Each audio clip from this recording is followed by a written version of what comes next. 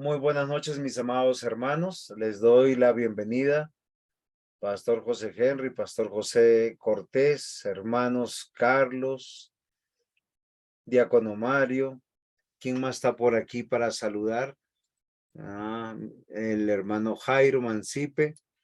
Y pues nada, esperamos que el Señor nos ayude en medio de esta cuarta clase que estamos terminando y pidiéndole al Señor que podamos llegar a buenas conclusiones. Entonces vamos a comenzar con oración. Vamos a pedirle al pastor Henry que nos dé ese privilegio. Le ruego orar por mi esposa que se termine de mejorar en su situación médica. Todavía no está viendo bien.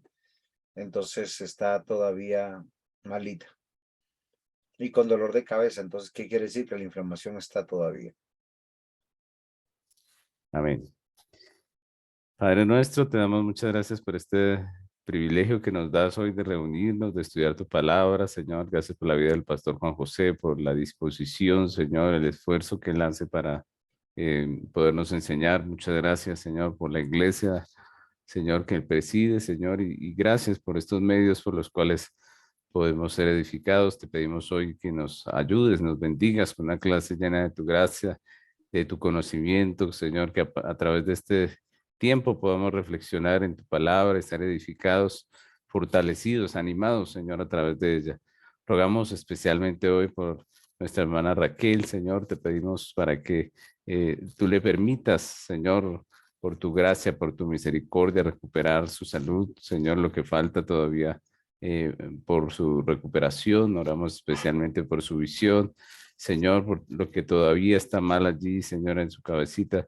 Señor, por tu gracia, Señor, concede que esto que falta, Señor, se pueda solucionar y podamos verla pronto bien, Señor, recuperada, Señor, en su trabajo, con toda la disposición que siempre ha tenido para servirte a ti, Señor Padre. Ayúdala, bendícela, guíala en medio de toda esta situación, Señor, y bendice, Señor, esa familia preciosa, Señor, esa familia pastoral, que tu gracia esté con ellos, Señor. Muchas gracias, Señor, por esta noche. En el nombre de Cristo Jesús. Amén. Gracias, pastor, mis hermanos, muchas gracias. Hay dos libros particularmente que se relacionan estrechamente con Malaquías, y este es Ageo y Zacarías. Los dos libros tienen una particularidad, un énfasis increíble con el tema del templo. En Ageo, un profeta que aproximadamente predicó unos 4 meses solamente,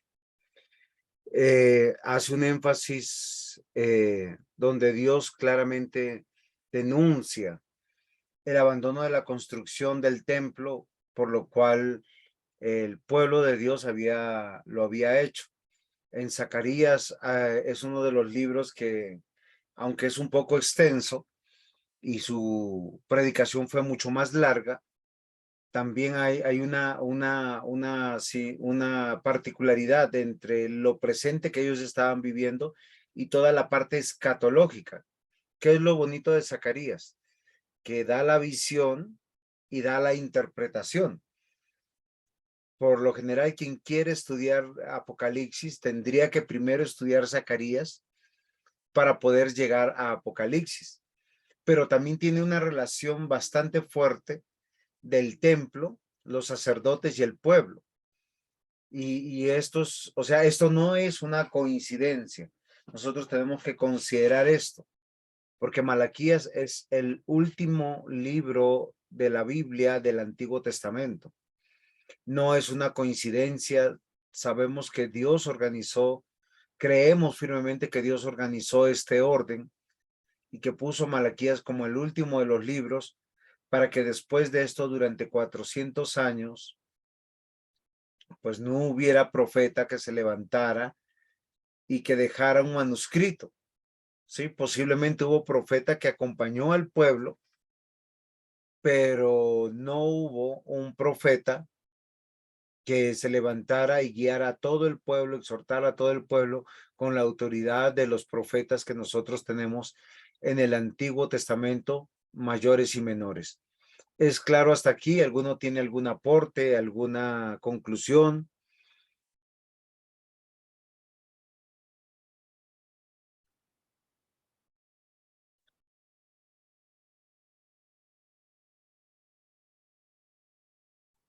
Muy bien. Desde que comienza la revelación de la Escritura, yo les he querido convencer a través de Malaquías que el Señor ha tenido una intención clara de darse a conocer en medio de un pueblo contradictor, rebelde, contumaz, permanentemente. Un pueblo que tiene un corazón no arrepentido. Y sin embargo, Dios es el mismo y fiel a sus promesas. Y nosotros a lo largo de estas diapositivas hemos navegado sobre una estructura que vimos cuál era el problema del pueblo. Y yo les dije que nosotros al libro de Malaquías lo podemos ubicar en cualquier lugar del tiempo, de la historia del hombre, antes de Malaquías o después de Malaquías, y nos vamos a encontrar con la misma situación.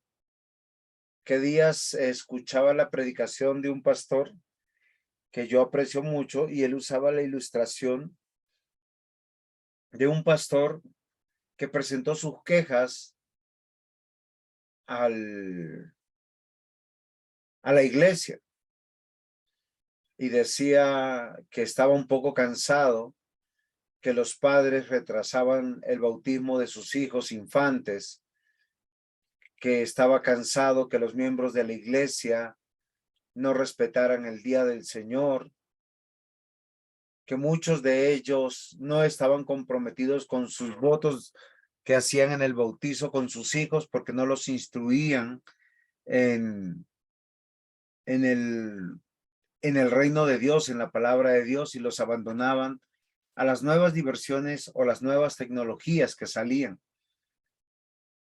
que veía cómo se despreciaba el día del Señor y el tema de las ofrendas. Ahora, con lo que acabo de decir, más o menos, ¿en qué año creen que vive o vivió ese pastor?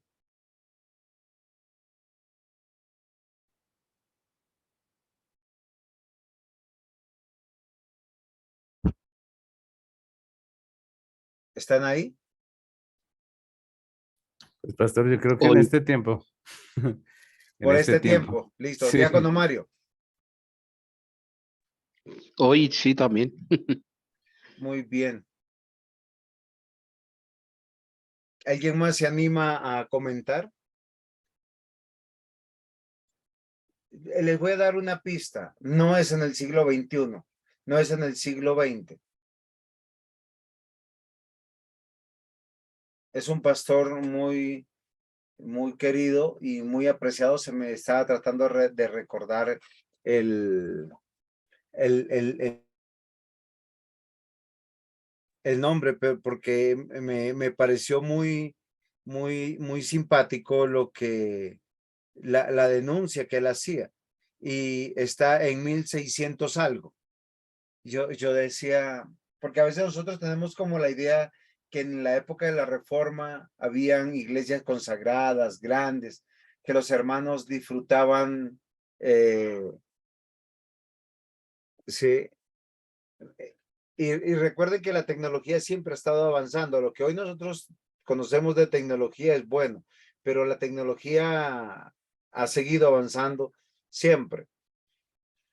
¿Por qué yo les digo esto? Porque en Malaquías pasa lo mismo. Pero todo parte cuando nosotros tenemos que hacer un buen diagnóstico y el diagnóstico lo hace Dios.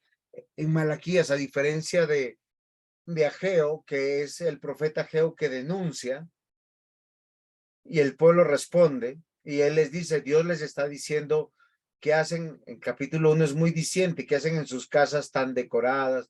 Es como, yo no sé si ustedes se dan cuenta, usted está preocupado de construir primer piso, segundo piso, traer la última tecnología en lavadoras, neveras, todas las cosas. Y él le decía, vaya y eche un vistazo a mi casa, está abandonada. Y esto es muy curioso, porque hoy pasa exactamente lo mismo, ¿sí? Hoy yo sé que nuestras iglesias tienen muchas necesidades y pareciera ser que es solo una tarea del pastor. El pastor es el que tiene que sacrificarse. El pastor es el que tiene que hacer todas las cosas. Y no nos damos cuenta que no es así. Entonces los pastores cuando tienen que ir a trabajar, pues tienen que abandonar otras tareas que se hacen, ¿sí? Por decir, yo les digo algo con modestia, pero no con una falsa modestia. Yo procuro que mis clases sean diferentes, profundas, pero a su vez sencillas.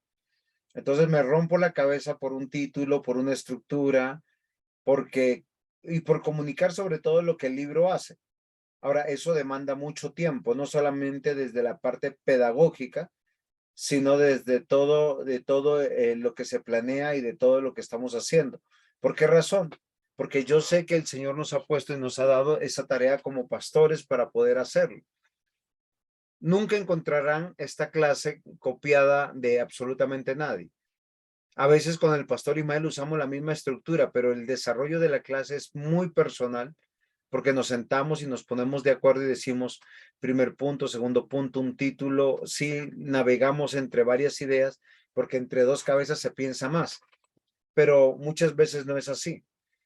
Pero Malaquías nos presenta de arranque que hay un problema en el pueblo. Y Dios pregunta y Dios se responde con una particularidad que Dios conoce a su pueblo. Y luego hace una denuncia puntual porque hoy en día lo más normal es vivir para el mundo y para los deleites del corazón. Sí. Eso es muy particular. Y nosotros hemos olvidado la perspectiva del reino de Dios. No vivimos escatológicamente, creemos escatológicamente, pero es que eso nos toca después de la muerte. Pero no vivimos escatológicamente y es una de las denuncias, bueno, son varias de las denuncias que hace Malaquías y es algo que nosotros tenemos que considerar, porque es fácil poner el dedo acusador en la vida de otros, pero es tan difícil que nosotros consideremos realmente que nosotros estamos obrando mal. Sí, el Señor en Malaquías dice, ustedes están hablando mal de mí. Y ellos dicen, ¿qué? Estamos hablando mal de ti. Sí. Y lo que él dice es que han profanado mi mesa y lo han vuelto alimento despreciable.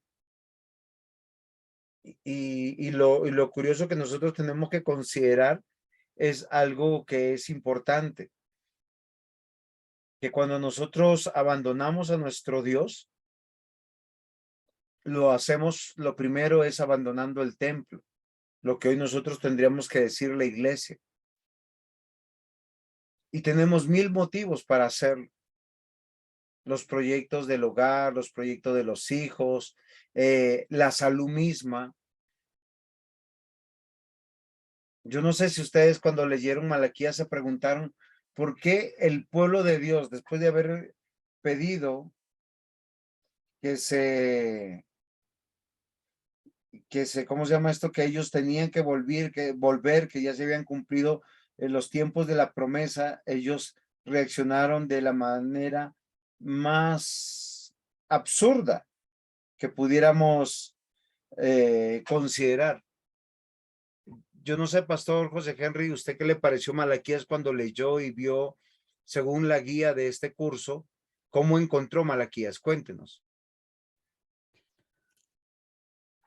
Pues, pastor, realmente yo me identifiqué bastante con el libro, ¿no? Como usted dice, pues toda la problemática del libro, toda la estructura del libro, pues nos habla de los problemas que vivimos los pastores, ¿no? Las iglesias, precisamente, yo creo que todo pastor se puede identificar en algo con Malaquías porque la realidad son las mismas, ¿no? El pueblo de Dios siempre es así, pastor, y sinceramente, como le ha pasado a muchos pastores, muchas veces uno se desanima, ¿no? Porque pareciera a veces que uno estuviera trabajando en vano, en muchos sentidos, ¿no? Pero en medio de todo eso, por ejemplo, esto que estamos viendo, pastor, también le anima a uno, ¿no? Le anima en el sentido de que uno se da cuenta que esto siempre ha sido así, que Dios ha tenido misericordia, ha seguido obrando en medio de todas las cosas y que en su paciencia, pues Dios nos permite edificar su iglesia y hacer la obra, aunque los resultados que uno ve con sus ojos, pues no sean los, tal vez los que uno quisiera, ¿no? Dios sigue en su trono y Dios está haciendo su obra a pesar de las realidades que vivimos, ¿no? Y pues en ese sentido también es muy reconfortante el libro, ¿no? Para los que estamos haciendo la obra y pues nos encontramos con esas realidades. Gracias, pastor. Yo creo, no sé si alguien más leyó Malaquías y nos puede dar su impresión sobre cómo hemos abordado esta Malaquías y hemos dado las herramientas hermenéuticas para poder hacerlo, ¿sí? Y hemos partido de una amarteología, ¿sí? Mirar la doctrina del pecado. Hemos visto el denunciante, la denuncia y el anuncio, que eso tiene que ver con el evangelio, solo que en la estructura no lo vemos de esa manera, ¿sí? O sea, cuando ya yo se los explico, eso es el evangelio. ¿Cuál es el evangelio? Que el evangelio denuncia el pecado. ¿Quién lo hace? Dios. Y ahora vamos a ver hoy la benevolencia. Entonces, no sé ustedes qué opinan, si alguien quisiera participar. ¿Se han leído Malaquías?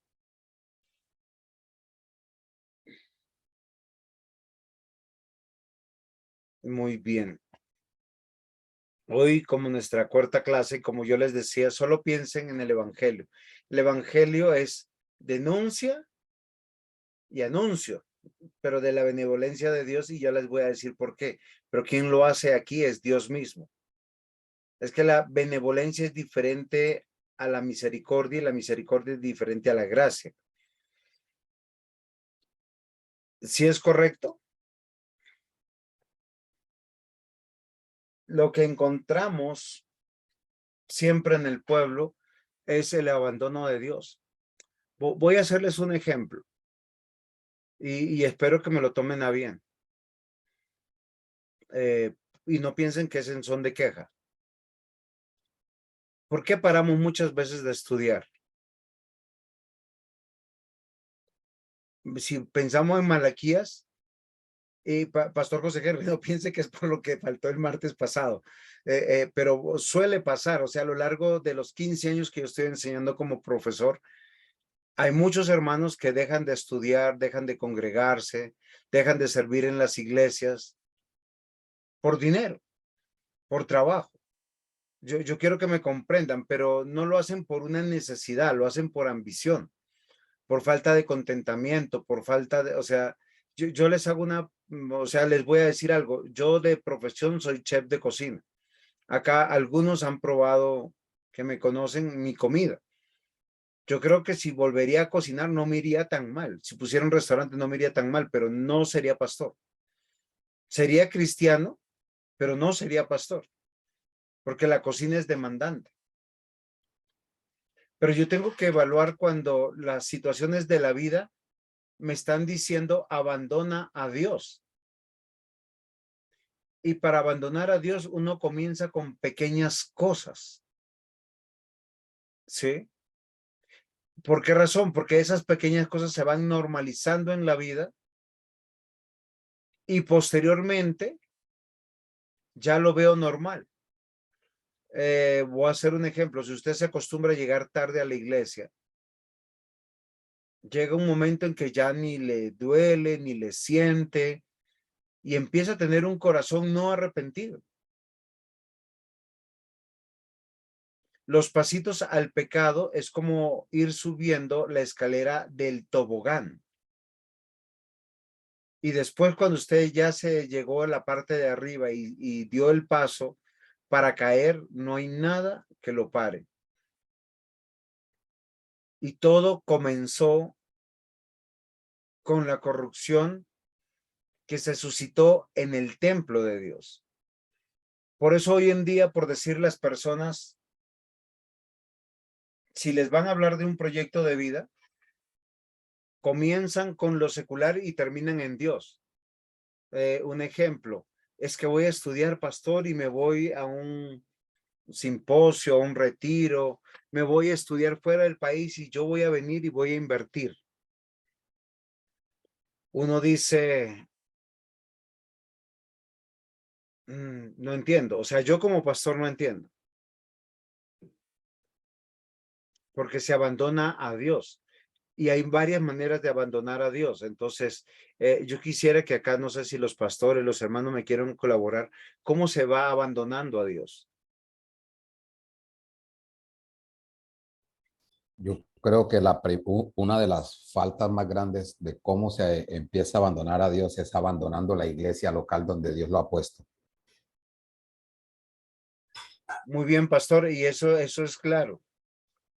Y siempre es por nuestras ambiciones, siempre es por nuestras justificaciones, siempre es por nosotros, porque si hay motivos bíblicos, ya les he dicho, por lo menos hay 3 motivos bíblicos para abandonar una iglesia, que tiene que ver por doctrina, por inmoralidad y por falta de disciplina, ¿sí? Entonces son esos 3 aspectos que nosotros tenemos que considerar. Y yo les ruego que en ese sentido nosotros seamos serios, porque a veces olvidamos eso, ¿sí? Abandonamos a Dios partiendo de ir a la iglesia, pero para no llegar a la iglesia se parte desde otra perspectiva. ¿Cómo se comienza? Es desde lo personal. Cuando dejamos que las ocupaciones del mundo nos empiecen a absorber el trabajo. O sea, no sopesamos en la vida. Pensamos que si yo hoy y hago un trabajo o hago algo que me genere dinero mañana, es muchísimo mejor que estar 2 horas con el pastor Juan José o con cualquier otro pastor estudiando. Que yo aprovecho más el tiempo si me baño, me cambio, arreglo mi cuarto, que leer un pasaje de la Biblia, meditar la palabra y orar. Lo triste que nosotros podemos mirar es que para abandonar a Dios no es una decisión como lo hago ya. Si nosotros nos damos cuenta, de Malaquías, o sea, desde Nehemías a Malaquías han pasado unos 20 años. Ya nos encontramos más o menos en el 430 antes de Cristo.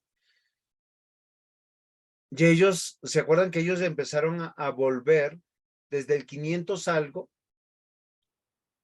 a la tierra de Israel, donde ellos tenían que construir el templo, las murallas, restaurar la liturgia y restaurar el culto a Dios y el centro de la vida, que es Dios?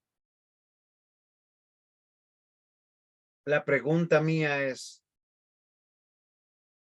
¿a ellos tienen un corazón no arrepentido? Sí, claro, pero todo comenzó, abandonaron a Dios y lo abandonaron de tal manera que empezaron a dar sus miserias. Y saben, ellos tenían una falsa paz de conciencia donde estaban diciendo, oye, pero yo diezmé. No, sí, claro, pero es que el templo está ahí, o sea, no está tan bonito, pero tenemos templo. Sí, el sacerdote ahí está trabajando, o los sacerdotes están trabajando, pero pues que también se ganen su dinero, no velamos por el sacerdote. Y es muy triste. Abandonar a Dios en Malaquías implica abandonar aspectos de mi relación y comunión con Dios. Hoy sería la iglesia local, la oración, el devocional, las actividades eclesiológicas, las actividades de compromiso mías personales. ¿Es claro hasta aquí, mis hermanos? Sí, señor. Miren lo interesante, la adoración era mediocre. Como hoy uno ve, o sea, para mí es muy triste ver cómo las personas llegan tarde. Miren, mi culto antes comenzaba a 9:30 y las personas que llegaban tarde a las 9:30 llegan tarde ahora a las 11 en mi iglesia.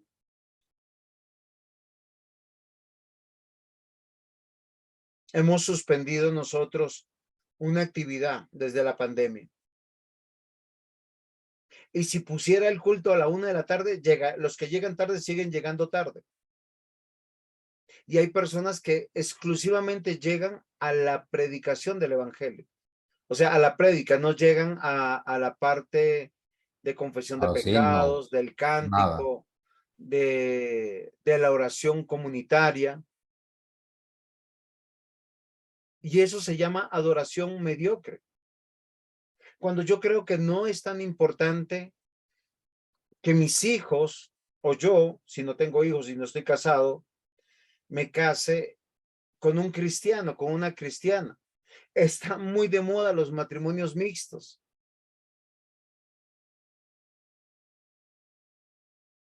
Malaquías ha denunciado pecados. Por eso yo les digo que ver Malaquías y ver estos años es lo mismo. Padres Buenas que noches, abandonan. pastor. Qué pena, no me pude conectar porque estoy sin luz aquí en el barrio. Entonces no me pude conectar hasta ahora desde el No te celular de mi preocupes, esposo. yo te mando la clase para que veas la primera parte cuando estábamos hablando de ti. Vale, pastor, muchísimas gracias. No, pero qué bueno, Natica. Entonces que estés ahí. ¿Qué les iba a decir? Entonces, fíjense que la adoración mediocre es la sintomatología de un corazón endurecido, no arrepentido. Hoy en día pensamos que educar a los hijos tiene que ver con buscar un buen colegio, buscarles entretenimiento en la calle y no nos apersonamos de lo que Dios, del encargo de Dios. Amamos más los ingresos que el orar con nuestros hijos y el dedicarle tiempos a ellos. Amamos más los ingresos que nosotros mismos dedicarnos a la oración y a la lectura de la palabra de Dios.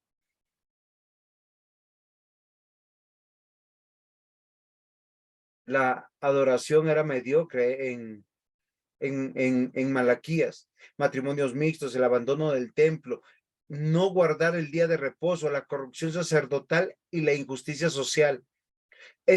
Todas estas son las sintomatologías que un cristiano anda mal. Es muy interesante que muchos cristianos a veces, perdón, puede que no sea su caso, pero puede que usted esté con la cámara apagada, no por la conexión, sino porque esté haciendo otra cosa. Este es un tiempo de comunión con Dios para tener un buen entendimiento. Si usted tiene un lápiz, un papel, está tomando nota, si usted está atento, usted está siendo edificado. Pero si usted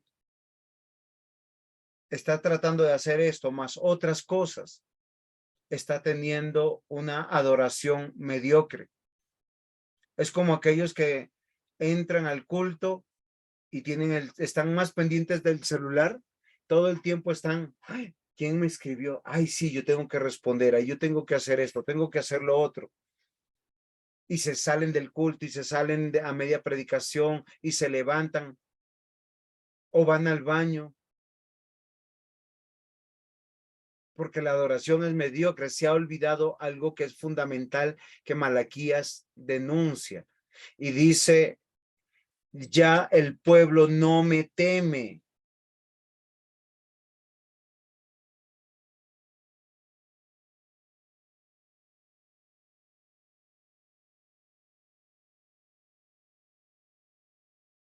Y empieza el hombre a tener paz de conciencia.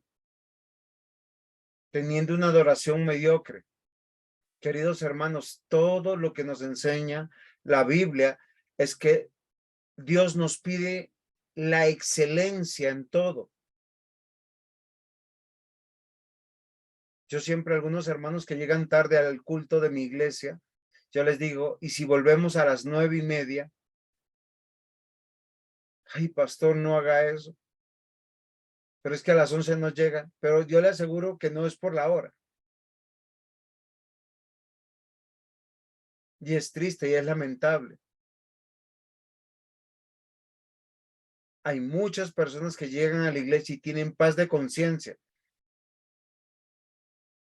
Pero lo único que leen de la Biblia es lo que se leyó ese día. El único cántico que hacen a Dios es el día del Señor.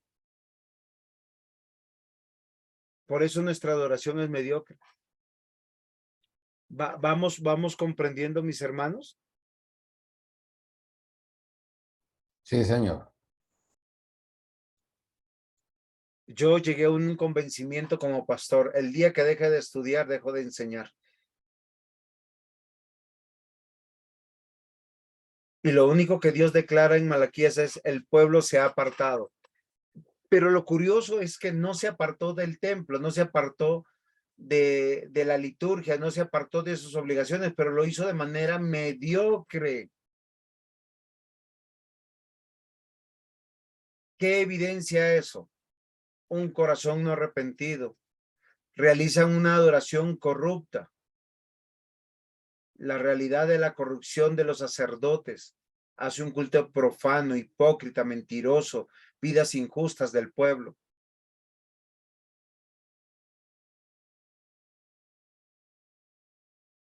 Y eso es muy triste.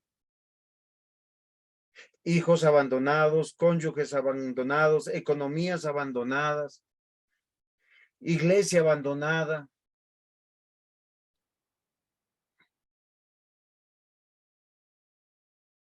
Y hoy tenemos que pedirle a los pastores que consideremos. Porque es que las personas aprenden de nuestro ejemplo en todo. Si nosotros somos mendigos, nuestra iglesia será mendiga.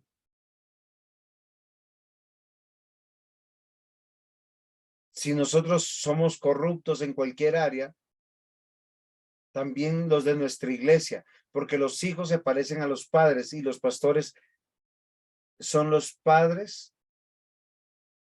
teológicos o espirituales de la congregación.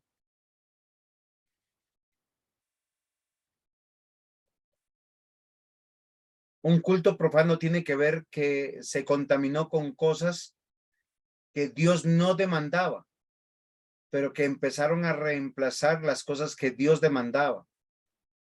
Los sacerdotes parece ser que ya no se preocupaban por los panes de la proposición y hacían cualquier cosa de esas cosas. Ya no se preocupaban por tener, o como dice Malaquías, de amar a la mujer de su juventud, sino simplemente aprovechar una opción o una oportunidad. Y lo hacían legítimo divorciándose porque era legítimo, pero aborrecían sin justa causa. ¿Y qué hace cuando un sacerdote abandona a su esposa? ¿Qué pasa cuando un sacerdote abandona y se divorcia de una manera injusta? Pues es un mal ejemplo dentro de la congregación, pero también la congregación empieza a decir y a justificarse. ¿Y para qué llevo mi ofrenda allá? ¿Para qué me congrego?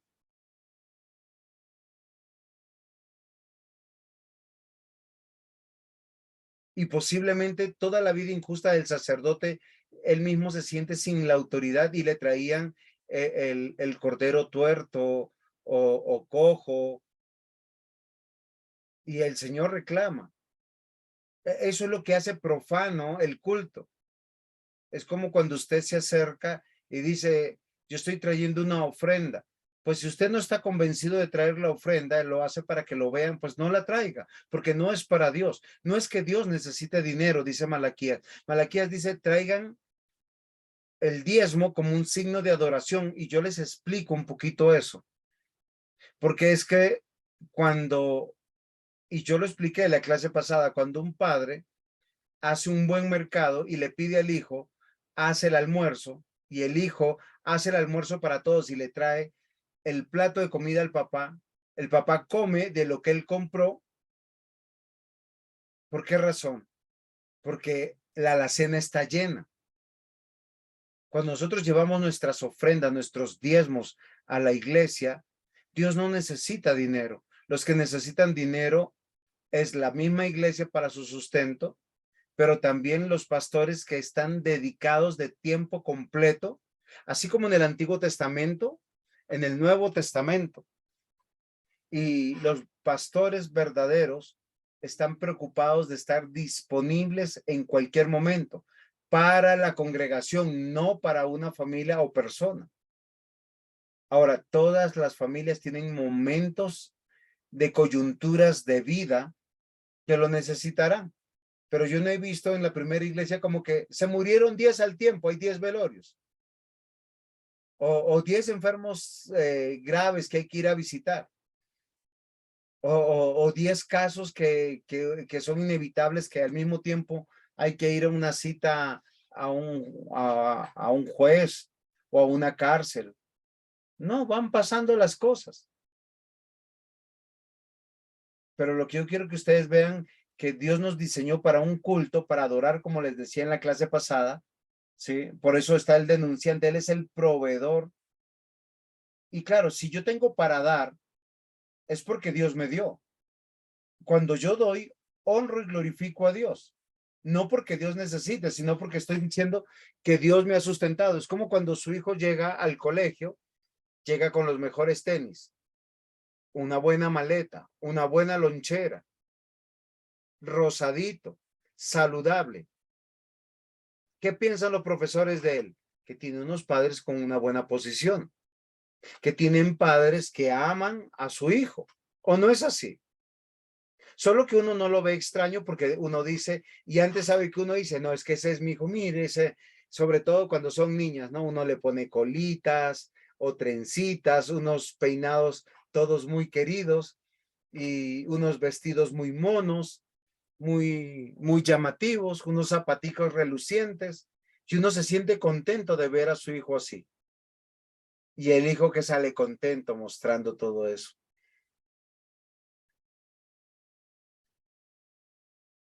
Pero fíjense que Dios está declarando en Malaquías que el pueblo se ha apartado porque despreció el culto, despreció el matrimonio, despreció su vida.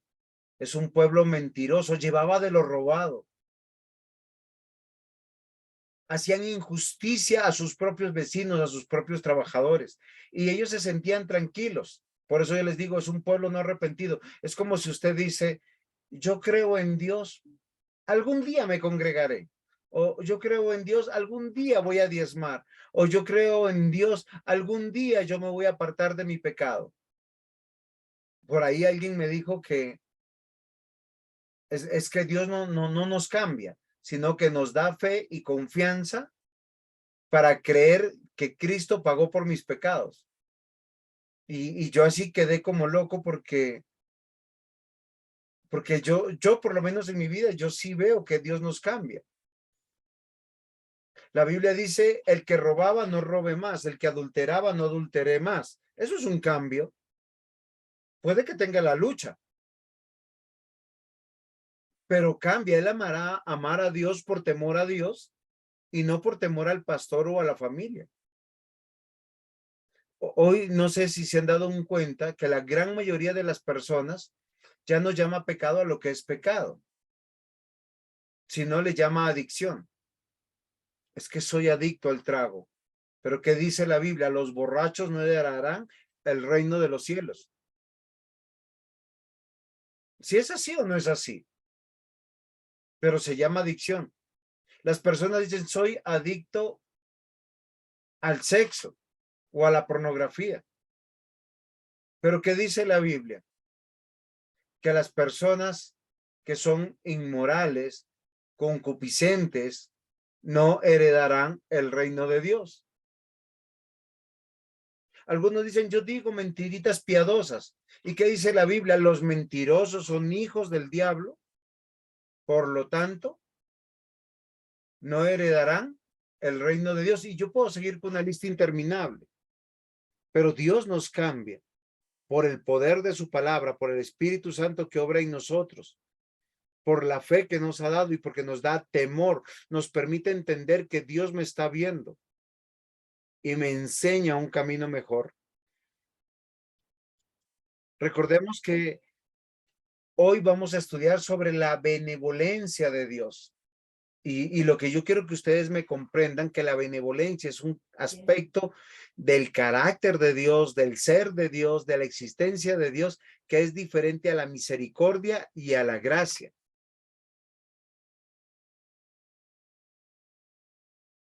¿Por qué les digo y les hablo de la benevolencia de Dios? Porque lo que está diciendo Malaquías es que Dios es bueno. El diagnóstico del pueblo como se dan es un pueblo malvado. Es tan malvado que tiene sacerdotes malvados o pastores malvados, un templo que aunque mantiene toda su liturgia, toda su tradición, toda la lectura de la Biblia y los cánticos que se hacían allá correctos, era mediocre. No era fiel, no era leal, no era constante, no era de corazón. Y yo quiero que nosotros, y los quiero convencer por qué Malaquías hace una exaltación de la benevolencia de Dios. Jesús declaró, ninguno es bueno sino solo Dios. Lo dice Lucas 18. Y primera de Juan 1:5 nos dice que Dios es luz y no hay ningunas tinieblas en él. Lo que yo quiero convencerles es que todo lo que él determina y hace es bueno. Ahora, cuando usted piensa que Dios es bueno, no quiere decir que no va a haber adversidad sobre su creación o que no va a haber derramamiento de su justicia o de su ira. ¿Sí me comprende? Voy a hacer un ejemplo. Alguien dirá, Dios es bueno. Es que mira, no me ha castigado. Yo ayer le robé a fulanito, pero Dios sabe que yo necesito. He hecho tal o cual pecado y mira, Dios no me ha pagado como yo quería. Dios es bueno, todo lo contrario. Me ascendieron en el trabajo. Oiga, no se trata de eso, la bondad de Dios. Hoy los quiero convencer cómo es la benevolencia de Dios que está manifiesta en Malaquías, que es totalmente diferente. Decir que Dios es bueno significa que Dios siempre actúa de acuerdo a lo que es correcto, verdadero y bueno. Y fíjense que algo que pasaba entre el pueblo de Malaquías es que ellos veían a sus vecinos inmorales, impíos, malvados, no diezmaban, no ofrendaban, no tenían vidas consagradas, ni siquiera lo intentaban. Y lo que decían ellos es, pero a ellos les va bien. Ese no es el camino, por si acaso. Yo quiero considerar con ustedes que Dios es el estándar de todo lo que es bueno. ¿Qué significa eso? Que todo lo que Dios ordenó, nos pide, es bueno. Lo entendamos o no lo entendamos. Y que no veamos consecuencias muchas veces a favor o en contra. No quiere decir que Dios se olvidó, sino él está considerando que Dios es bueno. La Biblia nos convence que a muchos de nosotros Dios no nos va a enriquecer. ¿Por qué razón? Porque si enriquecemos, probablemente nos perdemos. A muchos en la Biblia le pasa eso. Enriquecieron y abandonaron las filas, o por amor al dinero nunca más se congregaron. Y otros, en medio de su pobreza, en medio de la adversidad, blasfemaron el nombre de nuestro Dios. Entonces, Dios es bueno, de eso se trata la benevolencia de Dios. Y Dios recuerda que Él es fiel y es de pacto. ¿Cómo lo hacen todo Malaquías? Dice, yo los amé. En el hebreo que está, es una acción continua. O sea, los amé en el pasado, en el presente y los amaré. Y él dice puntualmente como a Jacob. También que hace un énfasis, y yo quiero recordar con ustedes, ya lo hicimos en la clase pasada, dice, soy su padre y señor. O sea, somos hijos adoptivos. Y él, miren, este es uno de los pocos libros que relaciona la paternidad a la manera de un vasallaje. O sea, yo estoy en mi trono, soy el Padre Celestial, así como dice Jesús en Mateo 6, cuando dicen, oren así, Padre nuestro que estás en los cielos. O sea, no es un papá humano.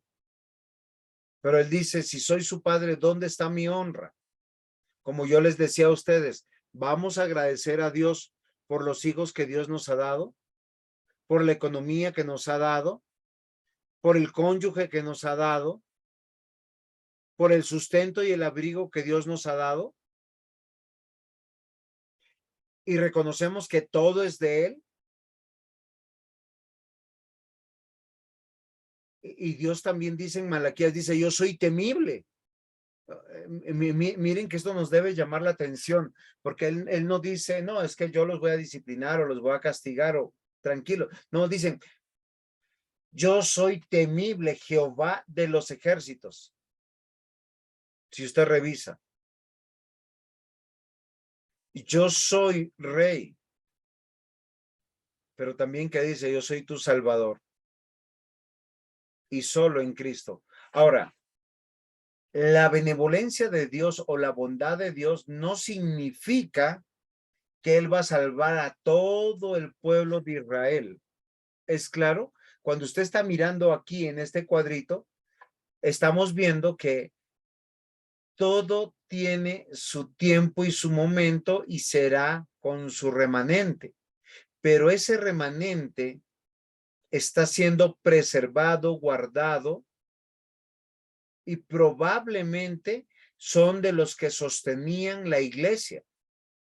En la iglesia no todos diezman, no todos ofrendan y no todos sirven. Pero con los que hay son los que Dios ha puesto para manifestar su benevolencia por un pueblo malvado y mediocre. Por tanto, si usted va a servir a la iglesia, no se fije en los que están fallando. Fíjese en los que están como usted siendo desafiados por Dios. O sea, yo llego a la iglesia del pastor José Henry, yo veo a él, a su familia, a muchos que son columna de la iglesia, ese equipo con el que él puede contar y saber que son incondicionales. Pastor, ¿y el resto? El resto, Iván, pastor. El resto no sabemos. No, es en serio, esto es muy particular. Pero es que ahí es donde se manifiesta la benevolencia de Dios. Voy a hacerles un ejemplo. Estas clases, algunos pagan y otros no. ¿Quiénes son los que sostienen las clases? Los que pagan. Y los que no, pues ahí están. Y eso es muy interesante. Pero para todos se les da de la misma manera que el Señor se ha dado. Ahora, muchos no pueden estudiar pagando. Está bien. Y para eso es este espacio. Otros tienen alguna ayuda, alguna beca, a otros les ayuda algún hermano. Pero el que puede pagar y no lo hace, pues pregúntese. El que llega a la iglesia y pudiendo llevar un diezmo, una ofrenda, no lo hace, pregúntese. Por decir, estaba cotizando un micrófono para la iglesia que yo quiero comprar para mejorar. 500,000 pesos. Y uno dice, pero bueno, sigamos adelante, solo para que nosotros meditemos algo. Y yo quiero llegar dentro de la benevolencia de Dios, que Dios salva en su Mesías. Y lo que va a hacer es Dios lavar a su pueblo y lo traerá en justicia. Pero no lo hace mágicamente. Yo quiero que usted se grabe eso en la mente. Dios salva en el Mesías. ¿Quién es el Mesías? Obviamente que Jesús o Cristo. Y lava a su pueblo y lo traerá en justicia. Y miren lo interesante, porque es que en la justicia siempre tiene que haber un código que es la ley. Tiene que haber una autoridad y tiene que haber un benefactor o una persona que necesite recurrir a la ley y que sea representada en esa autoridad. ¿Si es así o no es así? Desde que el Señor creó la tierra, siempre presentó un lugar de adoración. Antes que hubiera el templo, existía el tabernáculo. Antes del tabernáculo, Dios demandó de las familias que Él salvó un altar de piedra que tiene un costo.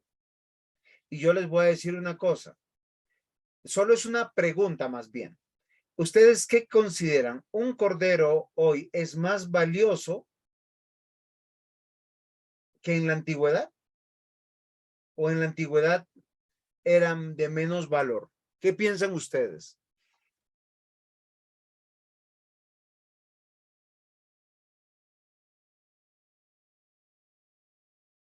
Yo digo que es lo mismo, ¿no? O en el tiempo de antes era de mayor valor. ¿Qué piensan ustedes? Gracias, pastor, por su opinión. A ver, ¿qué piensan ustedes?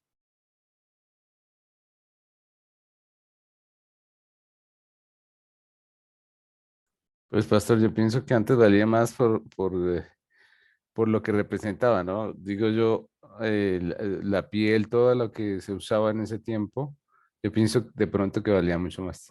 Sí, claro que sí, pastor.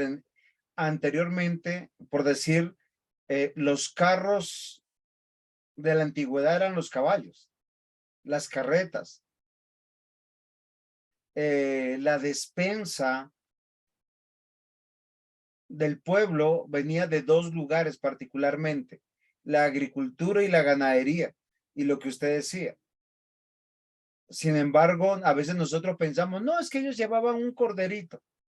Ah, no, es que era la adoración una vez al año. Sí, era el diezmo una vez al año, pero de todo lo que se ganaba en el año. Es como si usted va a decir, bueno, es este año 2022, yo no he diezmado todo el tiempo, entonces voy a hacer mis cuentas. Tanto me ingresó, tanto llevó. Ahora, claro, ¿por qué no se diezma en corderos o en harina o en aceite?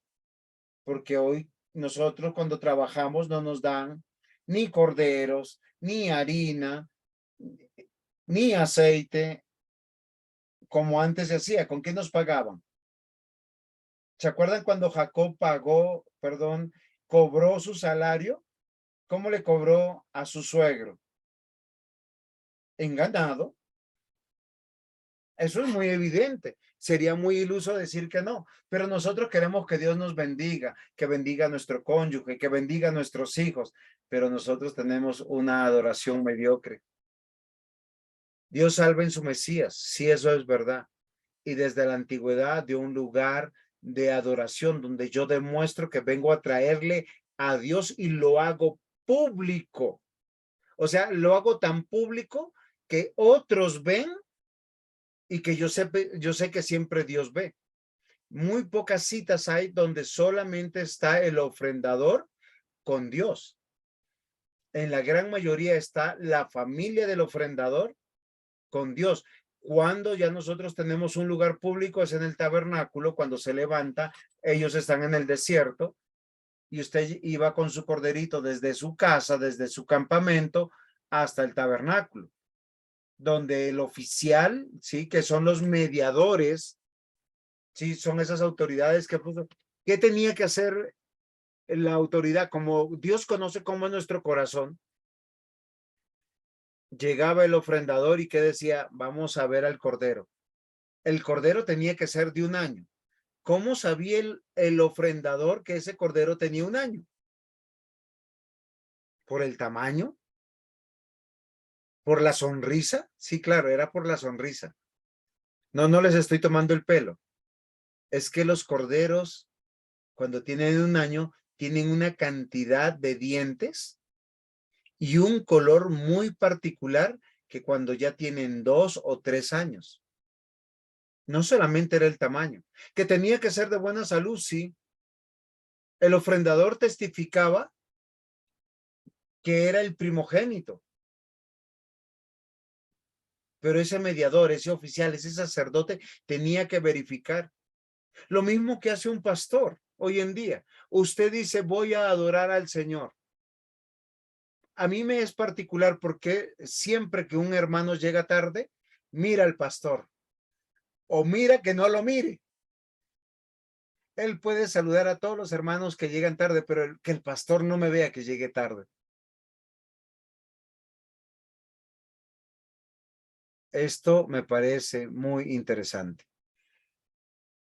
Va 3 elementos de la adoración. El lugar de adoración, que es el templo, los mediadores, que son los oficiales de los sacerdotes, y el pueblo que es pecador, el pueblo que es profano, el pueblo que es infiel. Miren lo interesante, esto no es bondad de Dios.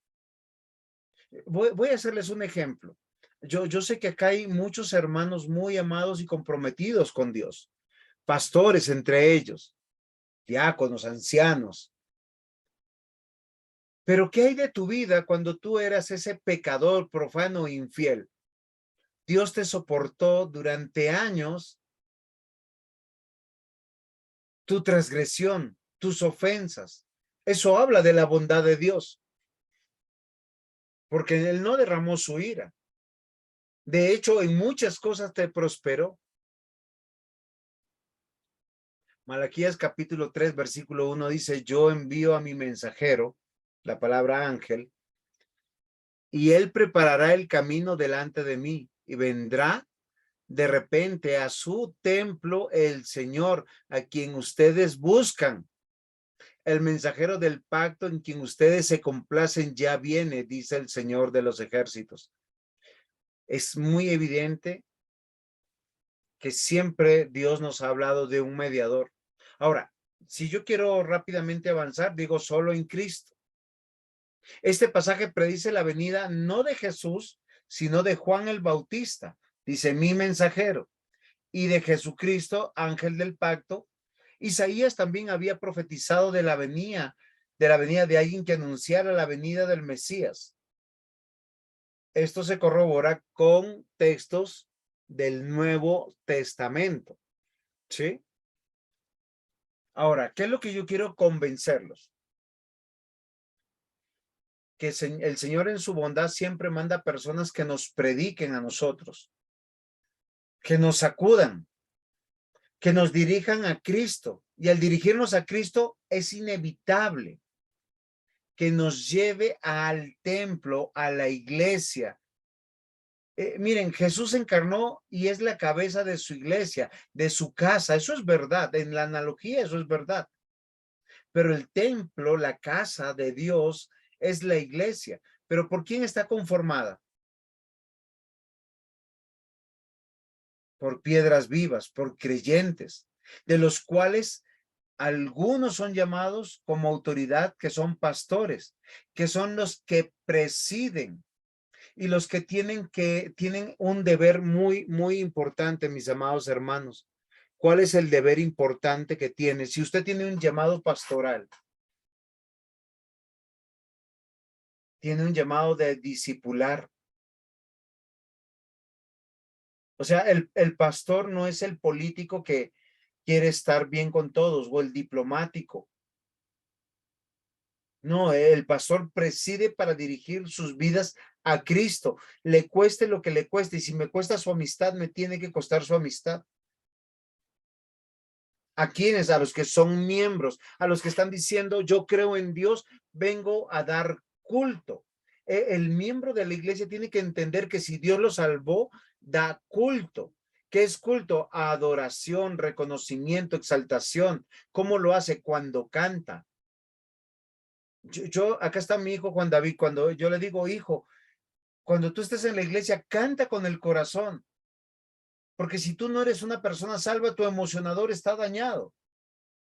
Es triste ver cómo personas son adictas a la música secular. Y ellos cantan a lo que adoran. Solo revise usted qué escucha. Y su emocionador está mal si solo escucha música secular. Creo que uno puede escuchar de vez en cuando, pero lo que siempre debe alimentar nuestro corazón es la música cristiana. Y es algo que nosotros tenemos que considerar. ¿Por qué razones, mis amados hermanos? Porque yo quiero que evalúen lo que yo estoy acá instruyéndoles a ustedes. Mientras que el pueblo es infiel, es malo, y se justifica porque dice, yo soy malo y hago las cosas mal porque no entiendo. Y tengo paz de conciencia porque pues si no lo entiendo, no lo hago. Pero Dios demanda de los suyos, de los que Él ha salvado, que le den culto. Pero es un culto con temor y temblor. Porque solo así yo estoy viendo que yo le amo a Dios. Miren lo interesante y lo importante que era para Jesús el templo. ¿Sí? Pero su templo, Juan 2, 18, 19, dice, los judíos respondieron y le dijeron, ¿qué señal nos muestras ya que haces esto? Y respondió Jesús y les dijo, destruir este templo y en 3 días lo levantaré. ¿A qué templo se refería? Ustedes lo saben. Al templo de su vida, de lo que es Él.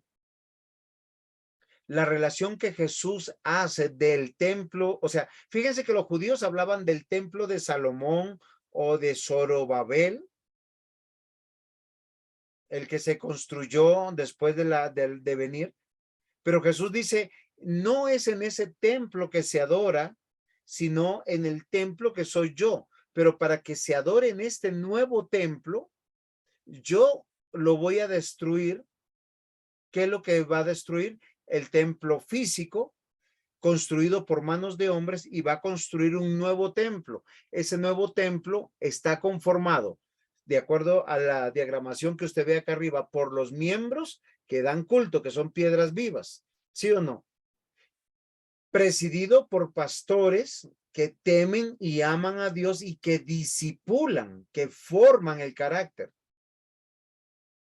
Y que finalmente, ¿sí?, será la casa de Dios. Y fíjense que esa es la misma figura que encontramos en Apocalipsis 21, 22, 24. Dice, y no vi en ella templo. ¿Dónde no vio templo? En la resurrección. Porque el Señor Dios Todopoderoso es el templo de ella. Recuerden, Dios vino a morar en nosotros. Dice, y Él es el Cordero, o sea, Él es el sacrificio del Cordero. La ciudad no tiene necesidad de sol ni de luna que brille en ella, porque la gloria de Dios la ilumina. Y el Cordero es su lumbrera. Y las naciones que vieron... Uy, muchas gracias. Miren lo interesante. Entonces, yo quiero que nosotros estamos entendiendo por qué en Malaquías es tan importante el templo. Recuerden que el templo físico construido en el Antiguo Testamento fue importante porque apuntaba al verdadero templo del Dios que salva, que lava, que justifica. ¿Es claro hasta aquí? ¿Tienen alguna pregunta?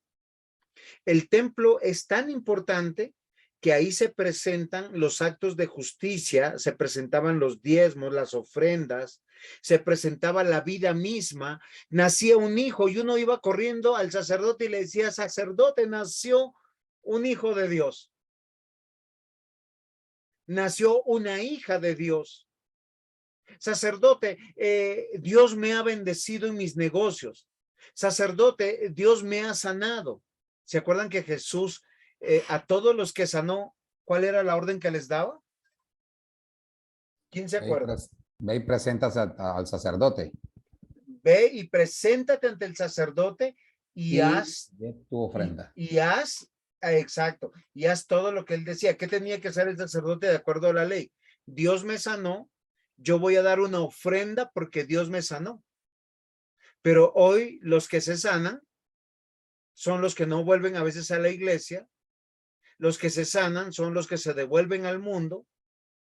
Los que se sanan son los que empiezan a vivir entre el mundo y la iglesia. Pero la relación que hace Jesús dice primero que Él es el templo. La que hace Juan en Apocalipsis es que Dios es el templo. Y miren lo interesante que vamos a encontrar aquí. ¿Es Jesús la razón de nuestra vida? Yo les hago una pregunta. No sé si hay alguno que esté enfermo aquí, pero ¿usted para qué quiere ser sanado? ¿Para seguir en su vida de parranda? ¿En su vida productiva de hacer mucho dinero? O si está soltero y se quiere casar, ¿para qué se quiere casar? Alguno dirá: para ser feliz. Pues yo les voy a decir algo. Si usted no es feliz y se casa, va a ser infeliz a la otra persona. Porque aquel que no es feliz no hará feliz a nadie. Aquel que no conoce el amor no amará a nadie. Por eso solo el cristiano puede ser realmente feliz en el matrimonio. Puede ser realmente feliz en la iglesia, en su trabajo.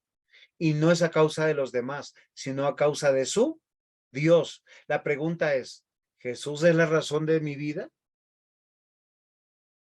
¿Para qué quiero una mejor economía?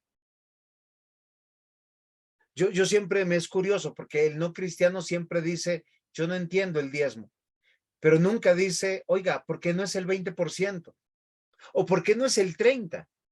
¿O por qué no es el 40%? Si la iglesia está haciendo un trabajo tan extraordinario por mí, por mi esposo, por mis hijos, por mi comprensión de vida. Oiga, ¿ese pastor no es digno de su salario? ¿O será que los pastores hoy en día nacen de las piedras o de los árboles? Los pastores estudian. Deben de estudiar. Deben de pagarse su formación académica, y no solamente académica en el asunto teológico, sino su academia en todos los asuntos.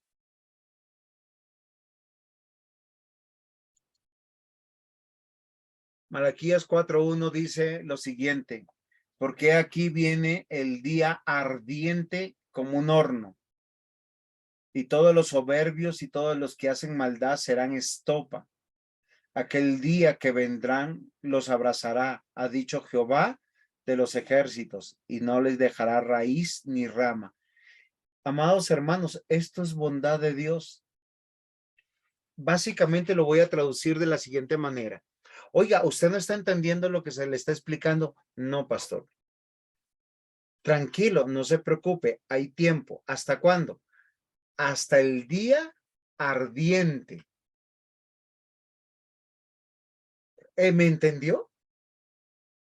O sea, Dios nos soporta en su bondad todos los días de nuestra vida en nuestra rebeldía. Yo les voy a decir por qué razón. Porque si yo abro la Biblia, yo leo el texto y yo sé que Dios lo inspiró y lo escribió, ¿por qué no hago caso si solo sé que Dios lo dijo? No porque lo entienda, yo sé que es muy difícil.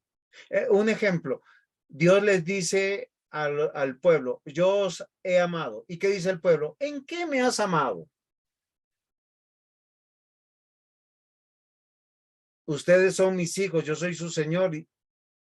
Pero cuando hemos hablado mal de ti, pero el Señor le dice, ¿dónde está mi honra? ¿Dónde está su obediencia?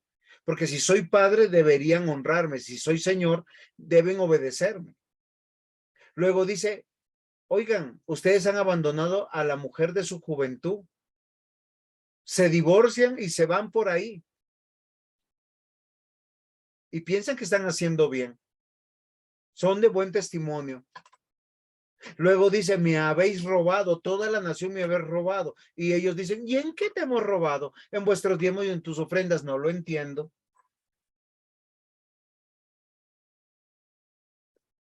Malaquías es muy evidente.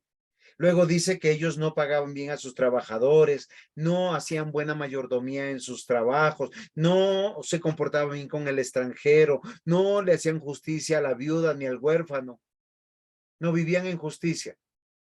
Ahora, ¿dónde vemos la benevolencia de Dios? Que no cae agua del cielo como el diluvio y los ahoga a todos. No cae fuego como en Sodoma y Gomorra y los mata. Les dice tantito, tantito. No se preocupen. Ya viene el día ardiente como un horno. Todos los soberbios. ¿Quién es alguien? ¿Quién me explica la palabra soberbio yo para tomar un poquito de tinto? Pastor José Henry, ayúdeme. Explíquenos un poquito la palabra soberbio. Bueno, soberbio tiene que ver con uno creer, pensar que es superior, ¿no? Que uno es el dueño, que uno es el todo, ¿no? Tiene que ver con el orgullo. Y ese pensar y ese sentir, pues lo expresa uno en la manera en que habla, en la irreverencia, en la falta de temor, en todas esas cosas, ¿no? Y en la manera que decide, pastor. Por eso yo digo que las personas no tienen temor de Dios, porque si yo sé que Dios escribió la Biblia, listo, posiblemente el pastor lo esté interpretando mal. Yo entiendo que hay pastores que son abusivos e interpretan mal las cosas. ¿Qué día yo escuchaba el testimonio de una muchacha que el pastor le dijo, y esto está mal por si acaso, le dijo lo siguiente, yo he tenido una revelación de Dios, voy a enviudar en 2 años, pero la revelación es que yo me voy a casar contigo. Entonces, tienes que guardarte para mí, cuidarte para mí, y le empezó a enamorar. Ni la mujer se murió y sí esta mujer quedó en embarazo. Y eso es maldad. Y usó su cargo y usó la Biblia. Y eso es maldad. Amados hermanos, por eso yo cuando a mí me enseñan algo, yo tengo que ir a la Biblia y yo les pido, por eso lean. Y si usted lee con sus ojitos y entiende con su entendimiento y escucha con sus orejitas y no lo hace, es un soberbio. ¿Es claro? Y cuando usted no obedece a Dios, lo que usted ya entendió que tiene que hacer, aunque no lo quiera entender en el corazón, eso es hacer mal. Un ejemplo. Yo sé que acá muchos han tenido jefes o han tenido cargos de jefes. El jefe dice, por favor, usted va a hacer la siguiente tarea de tal manera. Si usted no la hace de esa manera, llega el jefe y le dice, ¿lo hizo? Mal. Porque a veces nosotros relacionamos que hacer maldad es matar a alguien. No, eso es malo, sí, obviamente. Pero Jesús dijo que si usted se molesta con su hermano y no le habla, eso es malo. Si usted le dice tonto, eso también es malo. Es tan malo que el Señor Jesús dice, lo asesinó en su corazón. Es malo adulterar y fornicar, es malo. Pero Jesús dijo, también si tú miras a la otra persona con deseo, dice, si la codicias en tu corazón, ya adulteraste. Y los apóstoles dijeron, no, ¿Y quién se casa entonces? Porque entonces todos somos adúlteros. Los apóstoles. Entonces, miren lo que dice acá, y esto es bondad de Dios. Por eso yo le decía, una cosa es la bondad de Dios, otra cosa es la misericordia de Dios y otra cosa es la gracia de Dios. Voy a hacer una explicación cortica. La gracia es un favor o regalo inmerecido. Es una declaración inmerecida que Dios hace. La misericordia es ocupar el lugar del otro, ¿sí? Y actuar en favor del otro. Y la benevolencia de Dios es hacer conforme a la verdad, esperando que el otro se arrepienta. Hacerle bien al otro. Voy a hacer un ejemplo. Es como muchos de ustedes que no obedecen a Dios, que no se consagran a Dios, no lo hacen bien, pero Dios es perfectamente fiel a ustedes, los preserva en sus trabajos, los preserva en su vida, a muchos de ustedes los sana, a otros los enferma, pero todo tiene un propósito, volver nuestros ojos a aquel que da todas las cosas. Pero ¿qué dice? Porque he aquí viene el día ardiente como un horno, y todos los soberbios y todos los que hacen maldad serán estopa. Ahora, si alguien no comprende estopa, la estopa es un trapito viejo que se usaba, o algodón o lana, que se usaba, ¿dónde? En los mecheros. Y se consume. Dice, aquel día que vendrá lo abrazará. Ahora, no está diciendo que le va a hacer un abrazo cálido. Lo que está diciendo es que lo va a quemar, consumir. ¿Cuál es la dificultad de aquel que no me está entendiendo para que comprenda hoy? Que tenga temor de Dios. Que usted cuando muera, Dios lo va a llamar a juicio. Pero para que usted vaya al juicio de Dios, va a recibir un cuerpo glorificado. ¿Qué significa esto? Un cuerpo que tiene la capacidad de vivir eternamente. Tanto justos como injustos. Solo que el injusto va a arder permanentemente por toda la eternidad porque tomó la decisión libre de rechazar a Jesucristo, rechazar su iglesia, rechazar la fe. Y acá lo que está asegurando y está diciendo Dios a través de Malaquías, no hay tiempo. Y les voy a decir por qué no hay tiempo. Porque usted hoy está vivo y puede morir. Hoy es el día en que usted crea. ¿Quién lo asegura? Dice, acá hay una redundancia muy bonita. Jehová de los ejércitos, o Yahvé. O sea, el Dios todopoderoso que está vestido para hacer guerra. El Dios omnipotente. Dice, y no les dejará ni raíz ni rama.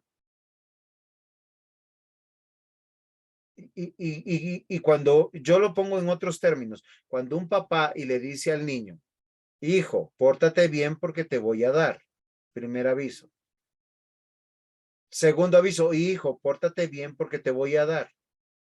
Hay papás que son tan benevolentes que es tercer aviso, cuarto aviso, quinto aviso, cumplen 18, cumplen 40 años y recién los echan de la casa. Son demasiado buenos, pero hay papás que son buenos para con Dios y los corrigen inmediatamente. ¿Por qué razón? Porque un hijo rebelde no va a sobrevivir en la calle, no va a sobrevivir en el mundo. Un hijo rebelde, si usted no lo educa hoy, será abusado y maltratado y explotado por el mundo. Pero bueno, avancemos. Malaquías 4, versículo 2. Mas a vosotros, miren acá está la bondad. Primero presenta a los que no escuchan, a los soberbios, aquellos que dicen no entiendo, no quiero, o entendiendo y comprendiendo no desean obedecer, porque no desean sujetarse a nadie. Ese es el rebelde, el contumaz, la cabra que es metafóricamente representada en el Nuevo Testamento. ¿Se han visto las cabras? Las cabras tienen una particularidad, nunca están dentro del corral y les gustan todos los acantilados, todos los lugares peligrosos y son felices estando ahí. La cabra o el pecador no arrepentido le encanta el peligro. No dice, sin la oveja, no, la oveja es todo lo contrario. El que es discipulable dice, no entiendo, quiero aprender, enséñeme. Si lo dice Dios, si se está enseñando, si hay otros cristianos que lo están haciendo, yo quiero aprender.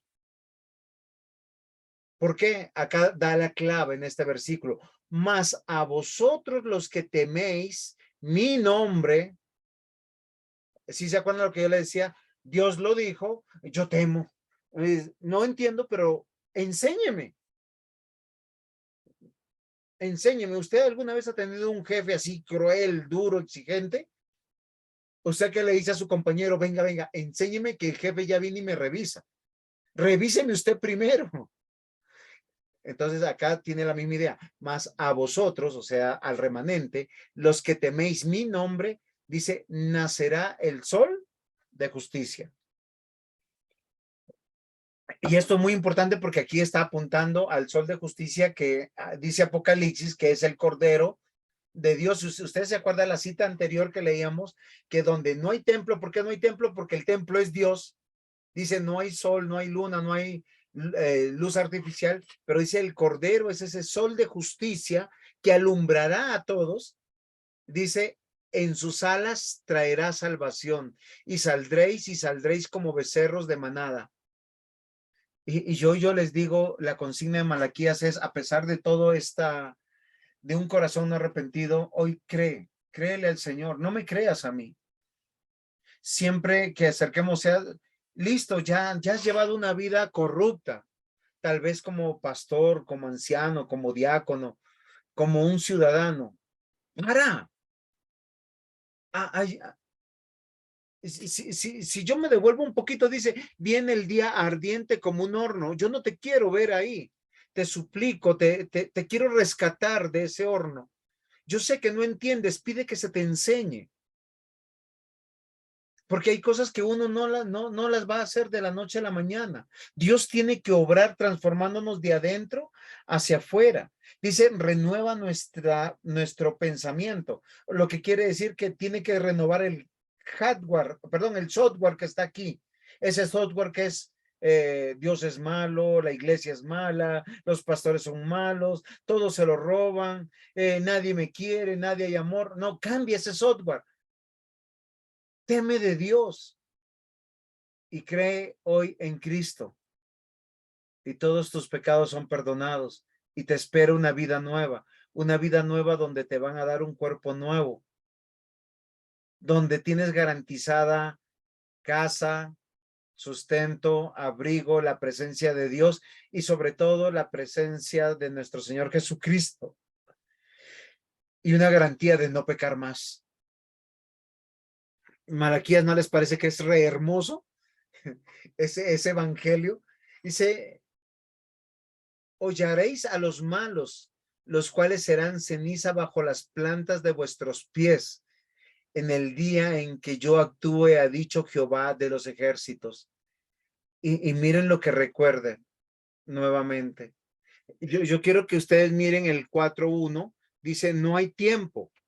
¿Por qué no hay tiempo? Viene el día ardiente. Segundo, hoy cree. Los que temen hoy de Dios, no entienden, pero temen de Dios. Hoy cree. Y tercero dice, hay condenación. Para todo ser humano que niegue a Cristo, que niegue a su templo, que niegue la vida cristiana, hay condenación. Yo preparando la clase, a mí me pone los pelos así, yo soy crespito un poquito, pero a mí me pone los pelos de punta, esos que me asustan.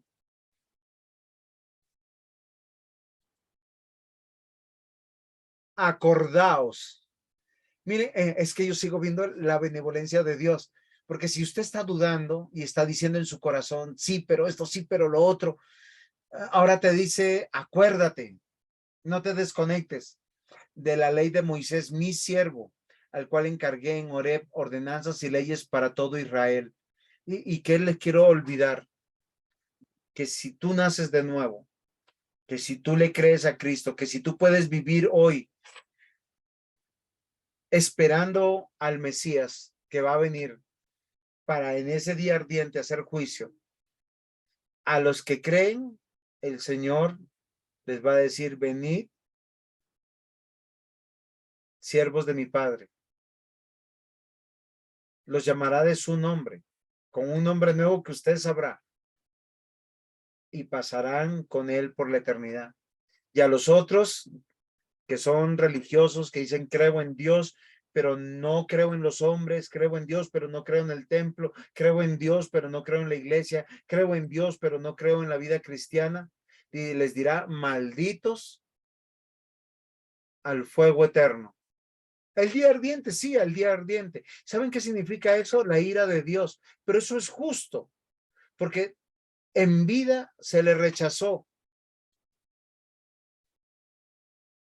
4:5. Si usted se da cuenta, el 4:4 dice: no olvides. Este es el método de Dios. La ley de Dios ha sido dada porque la ley te hace dar cuenta que tú eres un pecador, que eres un soberbio, que amas lo que no debes amar y aborreces lo que debes amar y amas lo que debes aborrecer. A lo bueno llamas malo y a lo malo llamas bueno. Y es aquí donde el Señor nos quiere recordar algo que tiene relación con todo el evangelio y tiene que ver con el templo y con todos nosotros que es pueblo. Aquí yo os envío el profeta Elías antes que venga el día de Jehová. Antes que venga el día que el Señor Jesús venga plenamente. Porque está diciendo que venga el día de Jehová grande y terrible. Miren, en ese día, los que son hijos de Dios doblarán su rodilla para adorar. Y los que no son hijos de Dios, los que no creyeron en sus mentes, en su conciencia, doblarán rodilla para suplicar misericordia, pero no para creer. Él hará volver el corazón de los padres hacia los hijos y el corazón de los hijos hacia los padres. No sea que yo venga y hiera la tierra con maldición. En todos estos textos bíblicos, queridos estudiantes, vemos la benevolencia de Dios. Dios es benevolente porque siempre envía mensajeros a preparar el camino del Mesías.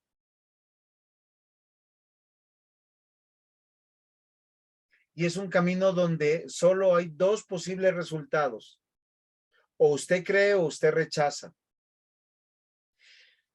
Y Dios quiere que tenga temor de Dios, porque esto es serio. Israel ya era una nación malvada, pero está viendo la bondad de Dios, le envió un mensajero.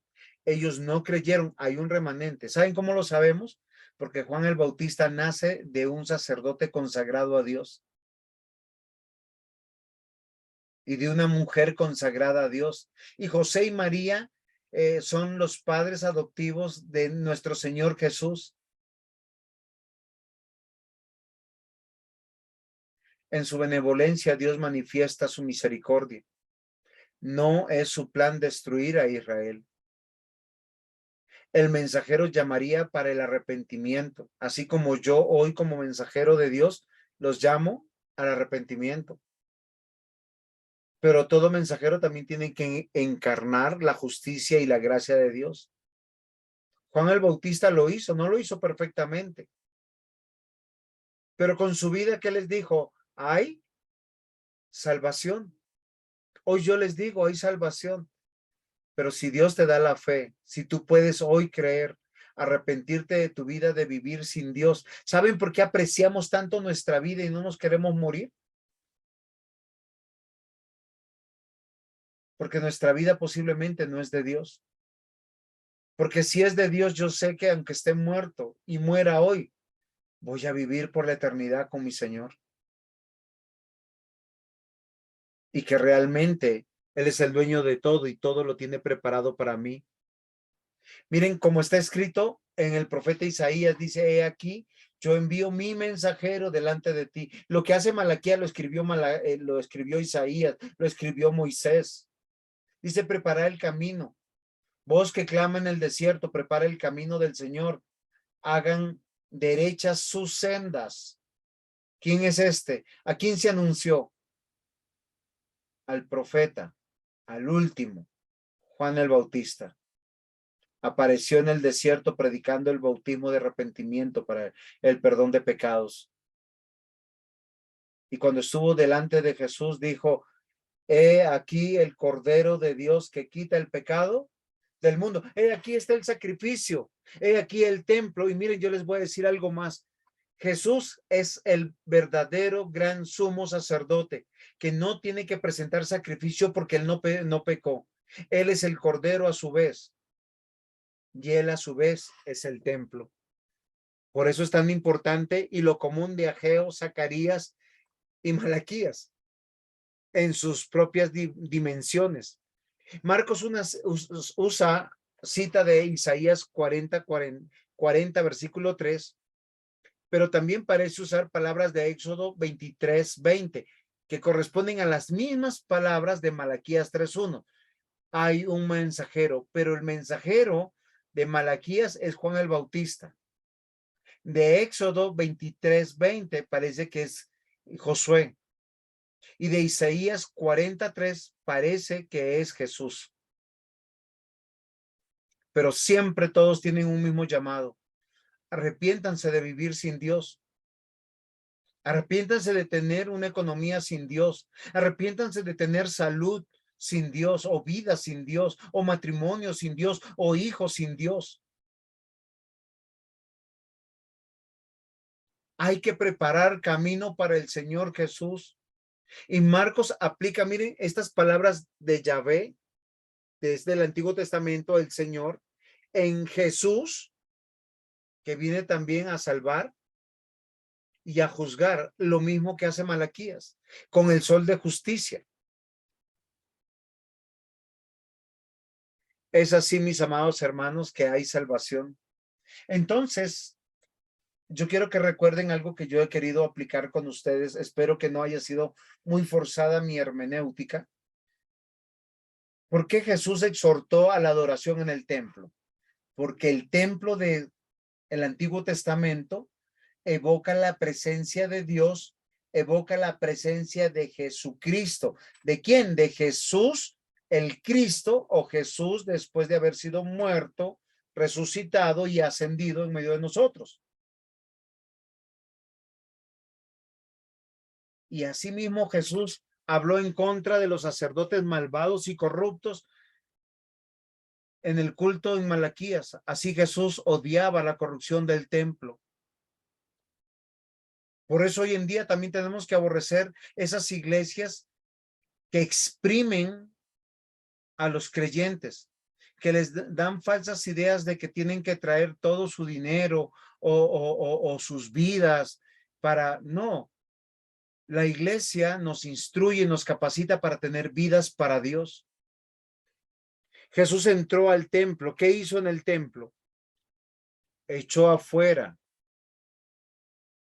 a todos los que compraban y vendían en el templo, a todos los negociantes que llegaban en el templo.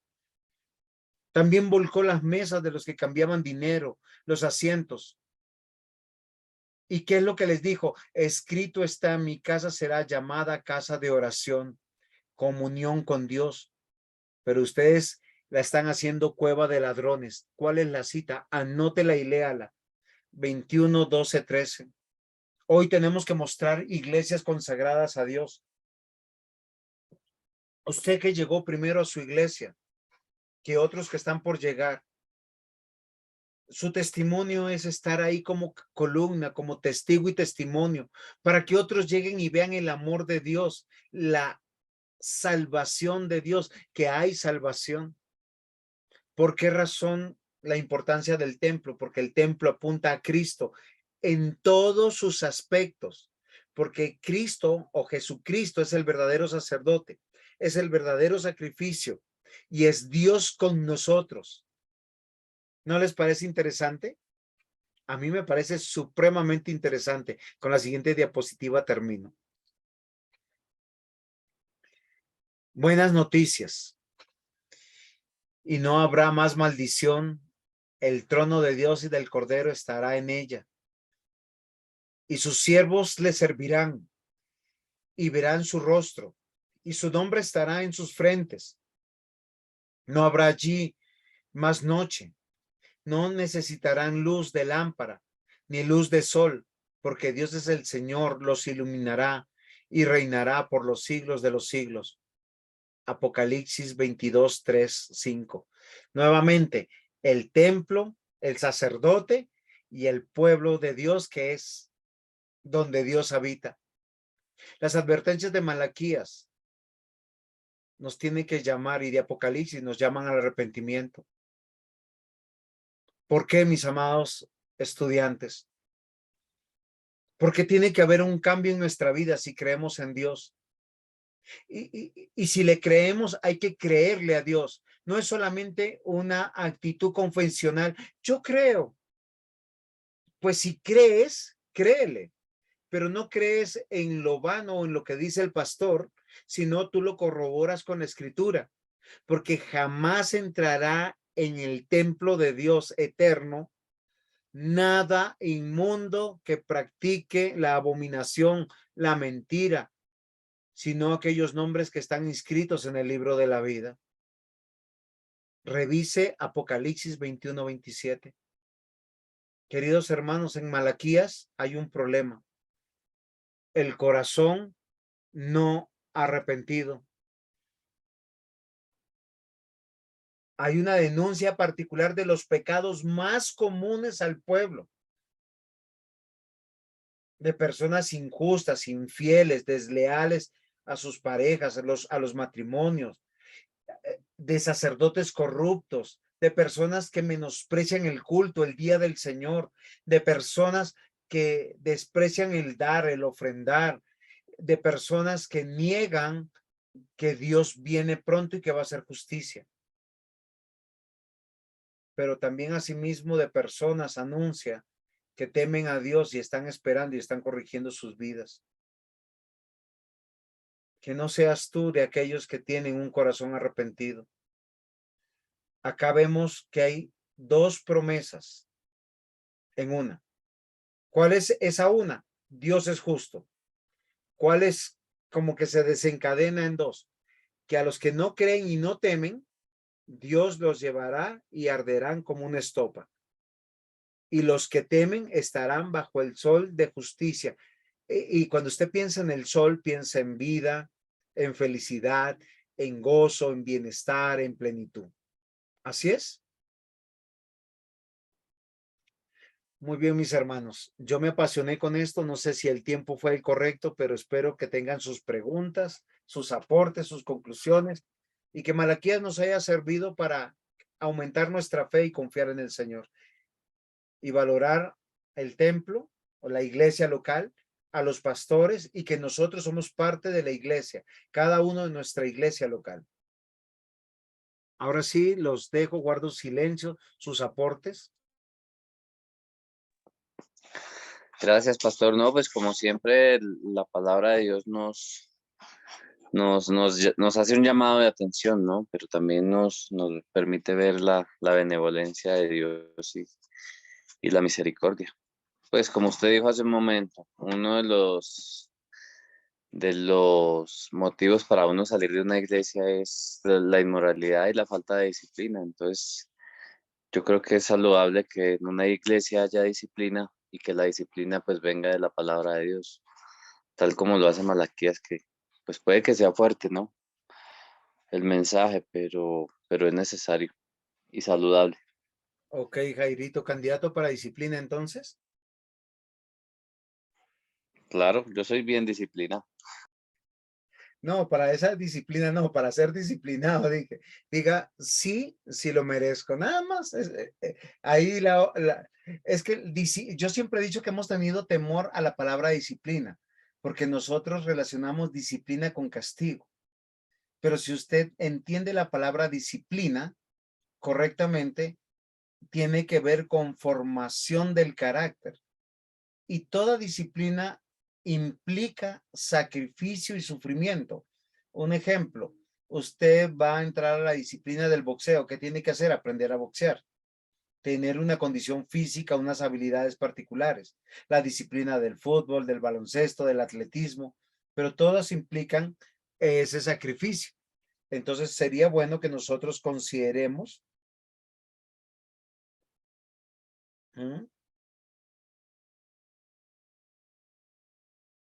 entonces, ¿es claro?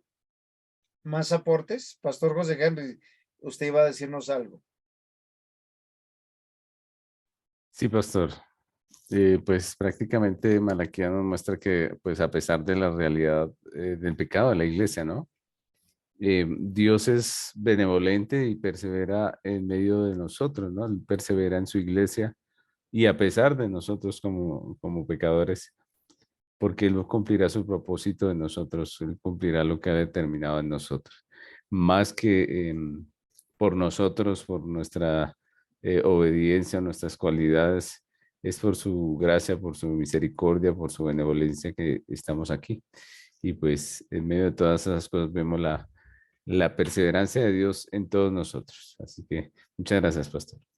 No, algo me parece importante de lo que yo estuve exponiendo, que en la voluntad de Dios están los inscritos en el libro de la vida.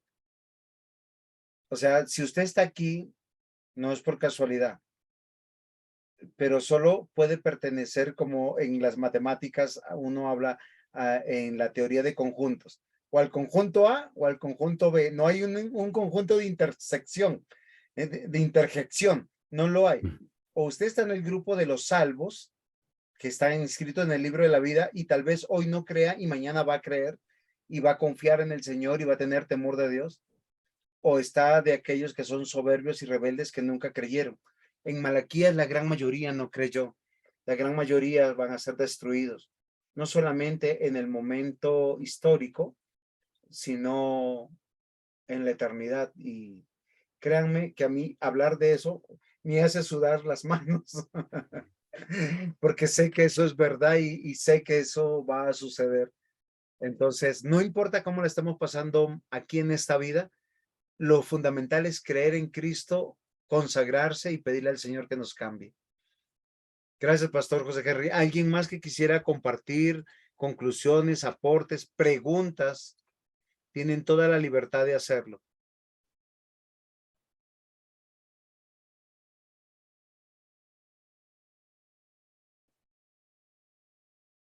Muy bien, no hay más. Entonces vamos a pedirle al pastor José Cortés que nos despide en oración. Les agradezco por este curso. El próximo curso tiene que ver con liderazgo y consejería.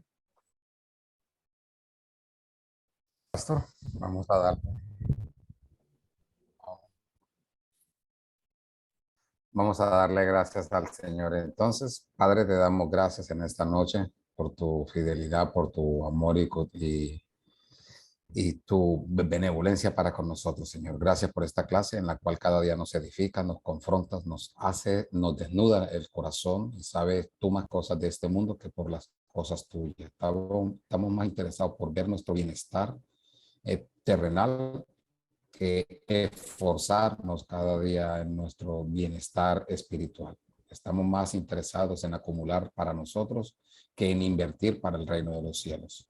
Por eso es que te pedimos que tengas misericordia de nosotros cada día y que obres por medio de tu espíritu, por medio de tu palabra, para que nosotros nos despojemos cada día de todo lo que es tuyo, pero que tú nos los das para que de lo dado a nosotros, nosotros también contribuyamos con el avance del reino.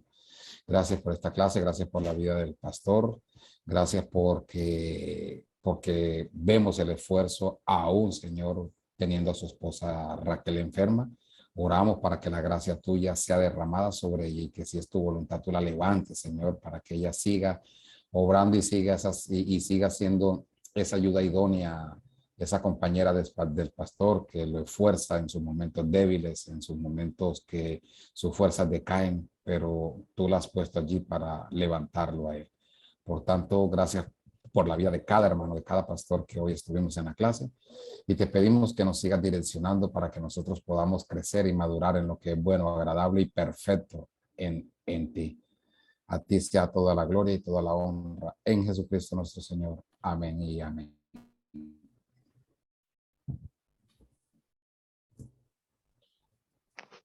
Chao, chao. Que el Señor me los bendiga. Bendiciones. Hermanos.